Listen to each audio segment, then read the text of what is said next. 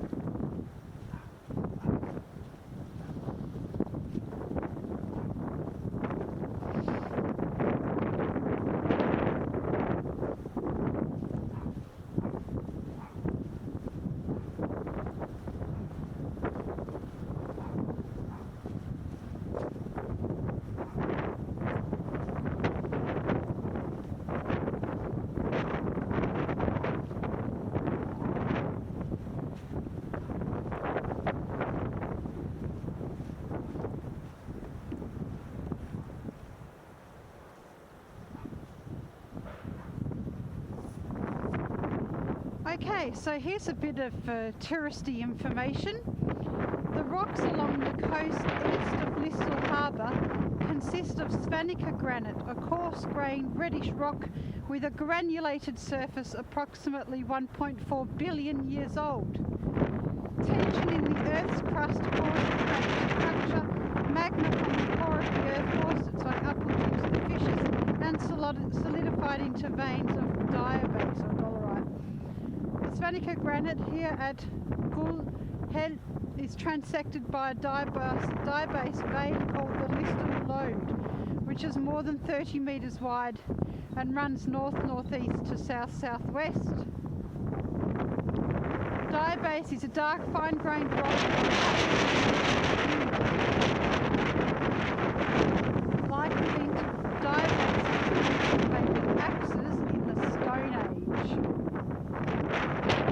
So you can imagine your people living in the Stone Age hewing the diabase from the rock and making themselves some axes and probably spearheads to go out and catch a few fish. Would have been pretty tough in those days, I reckon.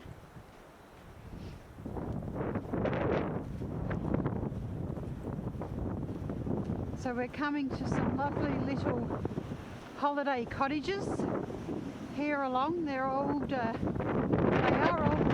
cottages that have been converted. So you can imagine it would be pretty lovely staying here in the summer.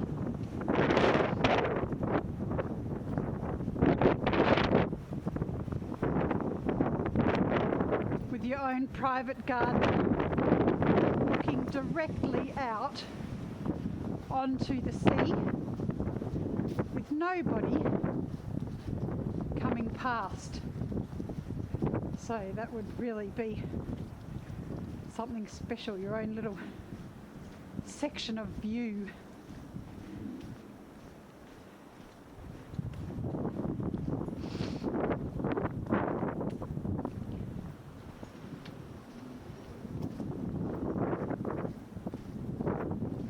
Get up round the corner in a minute and then we'll have the view back again. Here we are, coming to the outskirts of Listle town.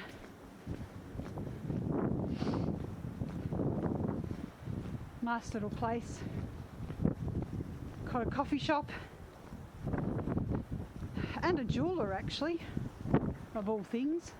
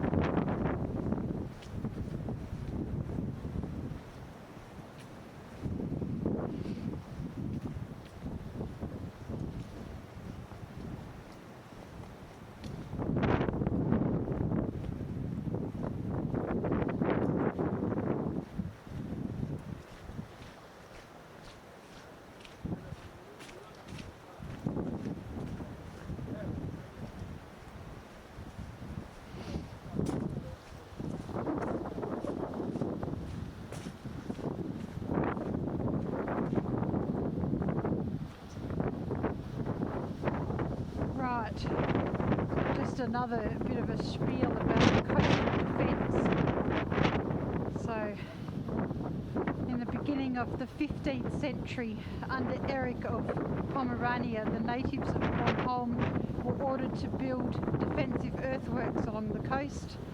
During the 7 Years' War between Denmark and Sweden from 1563 to 1570, at a time when Bornholm was pledged to the Lübecks, the Danish king instructed the pledgees to build additional defensive entrenchments. Also during the Kalmar War from 1711 to 13, the Scanian War from 1709 and the Great Nordic War of 1709 to 20, the coastal defence was extended to the coast. During the 19th century, the entrenchments gradually lost their defensive significance and fell into disrepair, until from various quarters of some of the entrenchments were preserved. Today, all entrenchments belong to the Conservancy. So there you go, another part of the coast that's been heavily defended over the years. Certainly glad we're not cross fingers getting so many attacks on the island these days. Now we've got a lot of water coming out in this stream. I haven't seen it like this before, and it's due to all the snow we had a couple of weeks ago, and it's just melted and caused these from the interior of the island and caused quite a lot of water coming down this stream. Wow!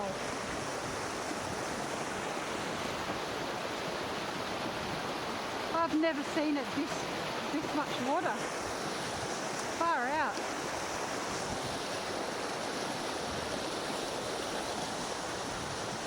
They promised us snow tomorrow, so I might be filming some things in snow on the weekend.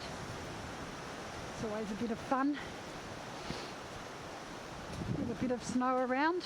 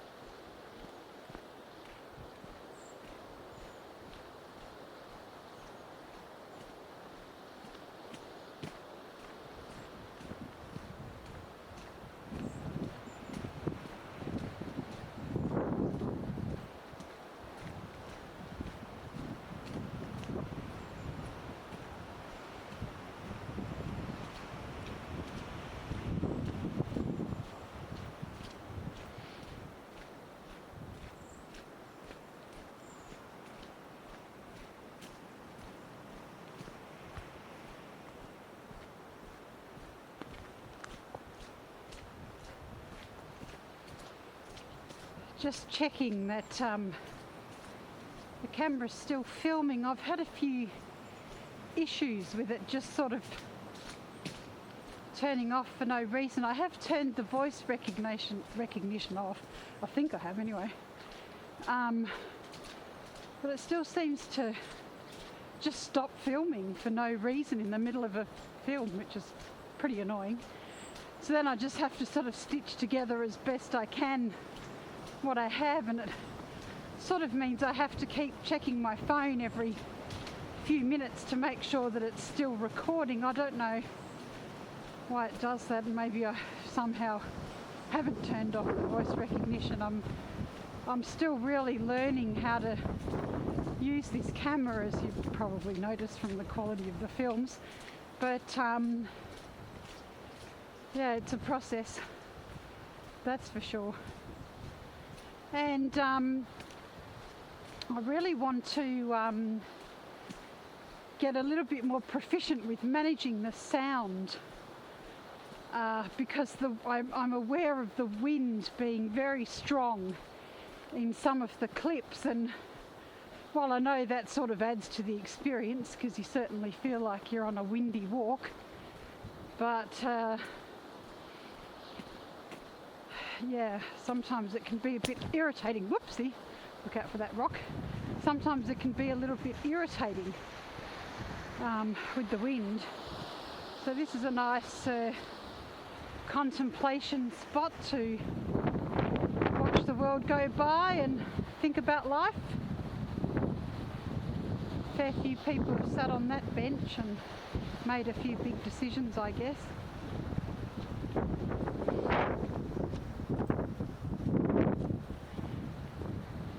I'd say this is one of the best walks on the east coast, because you're really on the east coast of Bornholm, because you are really walking quite high up. The path is quite high up and you get some nice forest, but you also of course get the Baltic Sea as well. And it's a very nice walk. It's beautiful in autumn, so I'll be doing a film when we get to that season later in the year.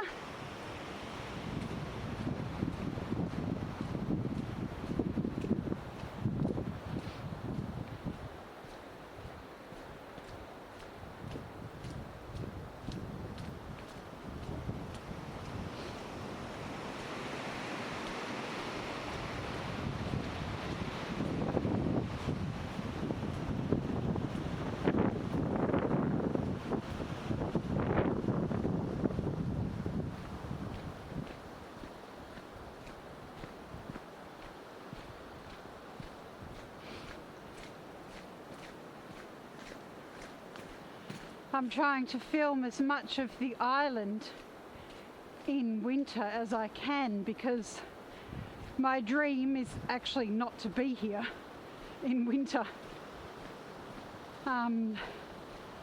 Having got to the fantastic goal of being able to work from home and not having to commute backwards and forwards, I'm now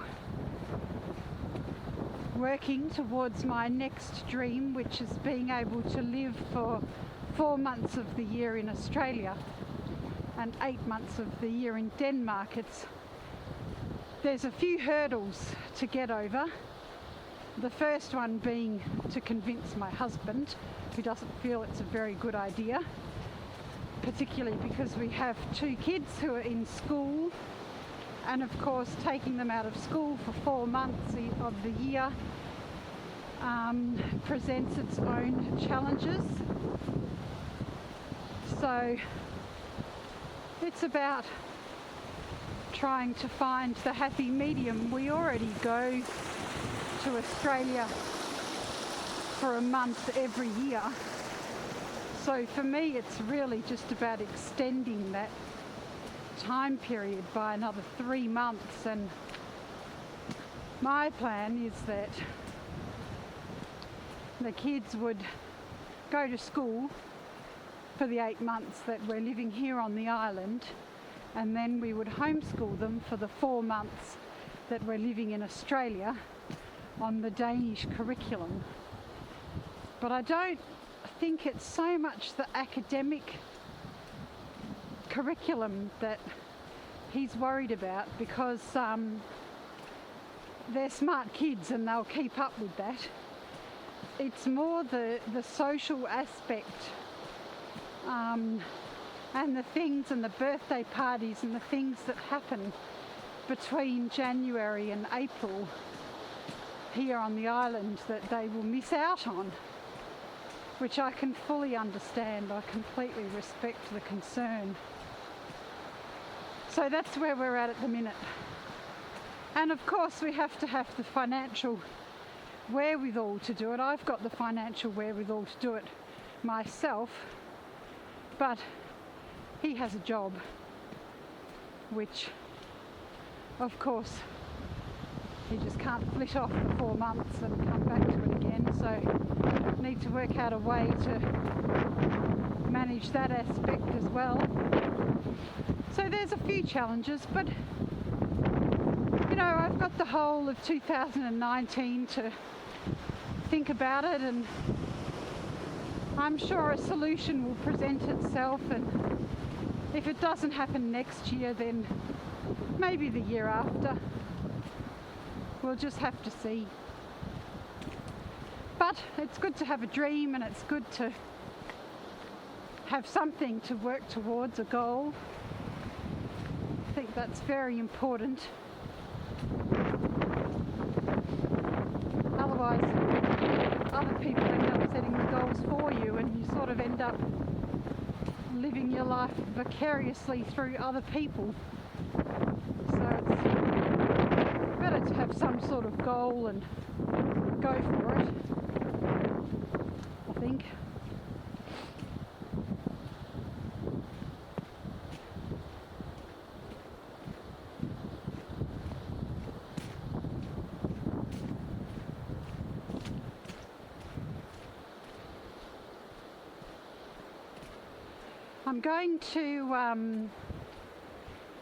I'm going to teach myself how to do voiceovers. I haven't had very much success with it.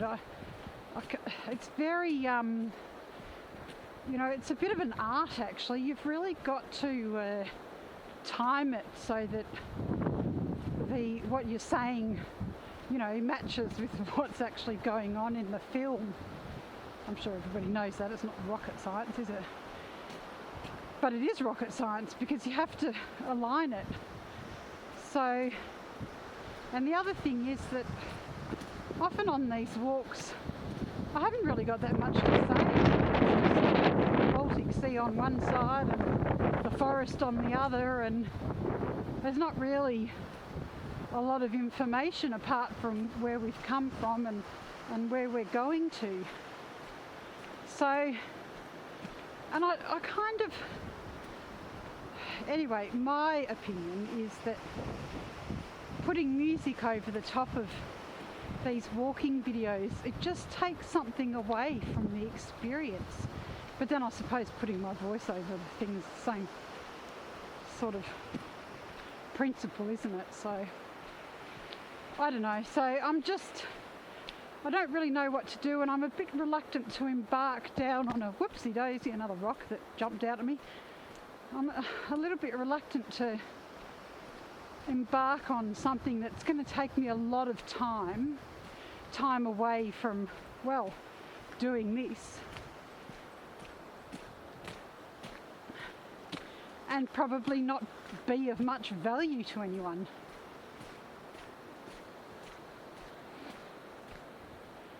Anyway, if you've got any thoughts about it, ping me a message.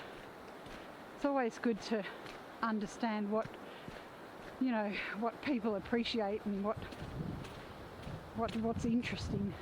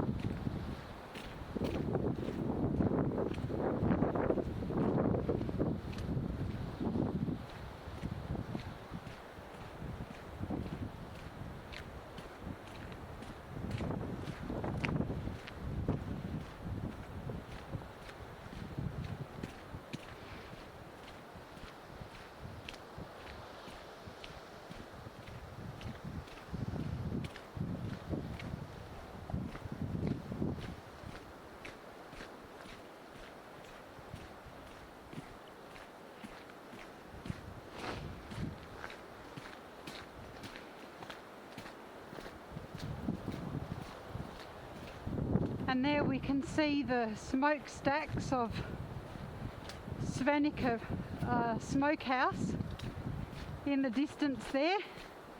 It's closed, of course, this time of year, but it opens up around Easter time, and it's a lovely place actually.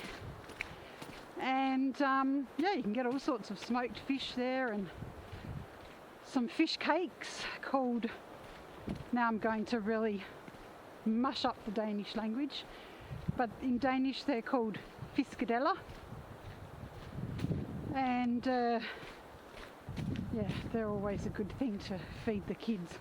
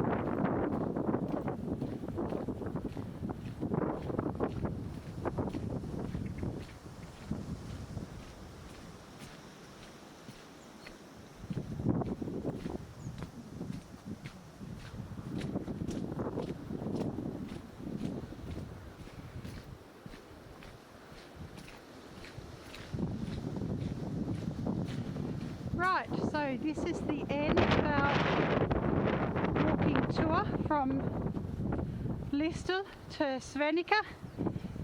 I can't actually remember what this little harbour is called, but it's the sheltered harbour just on the north side of the town of Svaneke, where you know, you can just have some small craft moored. The bigger harbour is on the other video about Svaneke, and as I said before, that tour starts in this harbour and then we keep walking down the coast towards another fishing town called Årstad. So but this is the one from Listel to Svaneke. I hope you enjoyed the tour. This is Bronwynlund living her dream life, signing off from Bornholm.